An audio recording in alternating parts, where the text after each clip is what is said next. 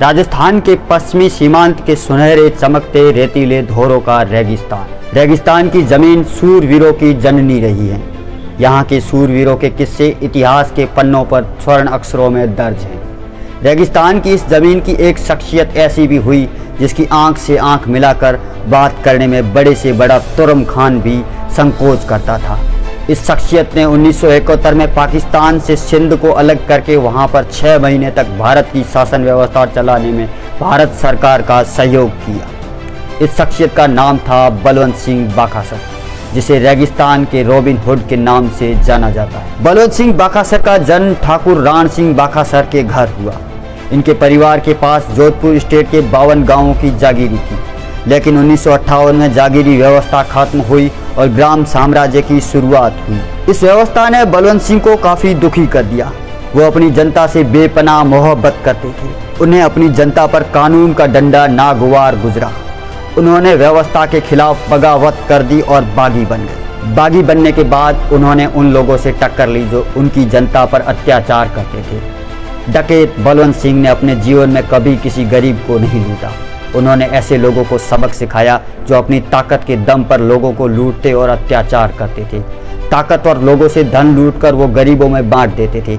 ऐसे में उन्हें रेगिस्तान का रॉबिन हुड कहा जाता है। लोगों का उन पे विश्वास था और वो हमेशा जो कहते थे वो करते थे।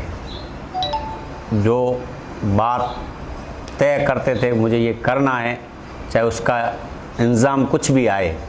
जो आदमी पहले रिजल्ट की चिंता करता है वो आगे कुछ नहीं कर पाता है।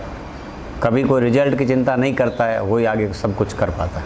मैं बिल्कुल, मेरी शादी के 1 साल बाद उनका देहांत हुआ। 1992 में 91 में मेरी शादी हुई। तो उस समय में उनकी बुजुर्ग अवस्था थी। वैसे कोई उनकी उम्र भी बहुत बड़ी नहीं थी, लेकिन गांधव पे एक एक्सीडेंट हो गया था। उसकी वजह से उनके शरीर को काफ़ी जो 67 साल ही उन्होंने उम्र ली, 67 जी। दादाजी की शादी कच्छ में विजपासर गांव सगत सिंह जी जाडेजा कायाणी जाडेजा परिवार के वहाँ हुई थी। वो पढ़े लिखे, वो कहते थे कि पढ़ाई तो एक किताबी ज्ञान होता है।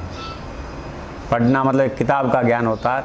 उनका ज्ञान है वो अटूट ज्ञान था, जिस ज्ञान की आप कुछ व्याख्या नहीं कर सकते हैं। जागीरी थी 52 गांव की। हमारे बाखासर में नाडोला चौहान परिवार बलवंत सिंह जी से 11 पीढ़ी पहले जगत सिंह जी बाखासर पे आए, भुयातड़ा से। हाँ, और भुयातड़ा पे जगत सिंह जी से 14 पीढ़ी पहले राधू सिंह जी वाव से भुयातड़ा आए, और भुयातड़ा से राधू सिंह जी के बाद में जगत सिंह जी मेरे से 11 पीढ़ी पहले बाखासर आए। और ये नाडोला चौहान परिवार की 52 गांव की जागीरी थी। हमारे बाखासर में 2 ही परिवार हैं और 2 परिवारों की 52 गांव की जागीरी थी। और बलवंत सिंह जी ने समय और परिस्थितियों में उनको ऐसा जस लिखा होगा कि उन्होंने बाखासर का नाम पूरे भारत में नहीं विश्व तक पहुंचाया। 1971 के युद्ध के बाद भारत सरकार की मंशा थी कि पाकिस्तान के सिंध प्रांत को पाकिस्तान से अलग कर उसे भारत में मिलाया जाए। ऐसे में महाराजा भवानी सिंह, जो कि भारतीय सेना के पैरा कमांडर थे, उन्होंने सरकार को सुझाव दिया कि बाखासर के बलवंत सिंह सिंध को पाकिस्तान से अलग करने का पूरा मादा रखते हैं। उन्हें संपूर्ण सिंध प्रांत के अच्छी भौगोलिक जानकारी है। जिसके बाद सरकार के निर्देश पर चौहटन के तत्कालीन पुलिस डिप्टी भंवर सिंह डांगावास ने बलवंत सिंह से बात की और उन्हें पाकिस्तान से सिंध को अलग करने के लिए मना लिया। बलवंत सिंह का साथ मिलते ही भारतीय सेना महाराजा भवानी सिंह की अगुवाई में सरूपे के तला गांव से पाकिस्तान के अंदर घुस गई और पाकिस्तानी सेना को चारों खाने चित्त करते हुए 180 किलोमीटर अंदर तक भारत के झंडे गाड़ दिए। पाकिस्तान के छाछरो गांव को भी भारतीय सेना ने अपने कब्जे में ले लिया। युद्ध खत्म होने के 6 माह बाद तक भारत का सिंध प्रांत में शासन रहा। बाद में हुई उच्च स्तरीय संधि के बाद में ये इलाका वापस पाकिस्तान को दे दिया।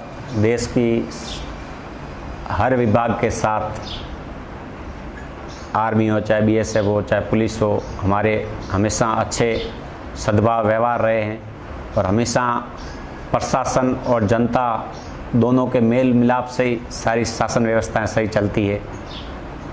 और आर्मी के अंदर तो उनका विशेषकर आज भी कई ब्रिगेडियर जनरल हमें पूछते हैं, मिलते हैं, उनकी बातें पूछते हैं। उनका जब देहांत हुआ उससे पहले उनकी तबीयत खराब हुई तो हमें भी पता नहीं था। वो इसी कमरे के अंदर उस चारपाई पे थे और आर्मी के डॉक्टर ऑटोमेटिक 10 पैरों के यहाँ आए, उनको संभालने के लिए आए। और जब हम वैंकुटी लेके दाह संस्कार के लिए वहाँ पहुँचे, जब इंडियन आर्मी 10 पैरों के अधिकारियों ने उनको गार्ड ऑफ ऑनर वहाँ के दिया, अब वो तो चीज़ें डिफरेंस ही जानती है क्या है, हमें उस चीज़ का इतना अनुभव नहीं है, हम तो उस समय बच्चे छोटे थे।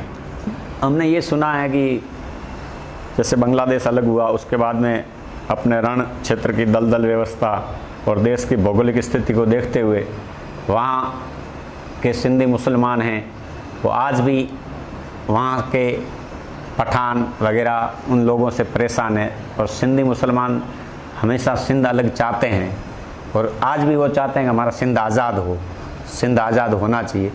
उसके तहत कोई योजना बनी होगी, उसमें जयपुर महाराजा भवानी सिंह जी के साथ उन्होंने सहयोग करके, उनको वहाँ की भौगोलिक स्थिति का पूरा ध्यान था तो उन्होंने सहयोग करते हुए सिंध को अलग करवाने के लिए 1971 में अपनी भारत की पूरी सेना 4 दिन के अंदर छाछरौ फतेह कर चुकी थी और अपने डिफेंस वहाँ पहुँच चुकी थी। अपनी 6 महीना वहाँ शासन व्यवस्था रही। फिर देश की कई पॉलिसी होती है, उसके अंतर्गत कैसे वापस सिंध दिया गया वो तो सरकार को ध्यान में होता है।